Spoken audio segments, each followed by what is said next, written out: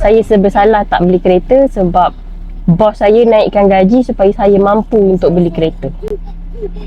Tak tahu nak salahkan staffnya ataupun bosnya. Gaji naik bermaksud ada peluang untuk tambah simpanan. Kalau apa yang dah ada ni tak ada rosaknya, elok untuk dipakai, kenapa nak kena tukar? Pada saya, kita kena firm lah. Sebab at the end, jaminan seorang pekerja adalah berhenti ataupun diberhentikan. Hari ni memanglah gaji naik, esok lusa belum tentu ada.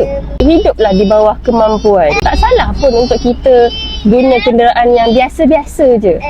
Sebab at the end, kita nak bergerak ni daripada point A ke point B. Tapi itulah, tak sangka lah adalah mindset yang begitu. Kena upgrade kenderaan supaya tak ada dah argument daripada bos bila nak beli. Hello, kita bekerja dekat satu company tu 3-4 tahun ni dah jam. Hutang kita tu mungkin 5-6-7 tahun tau.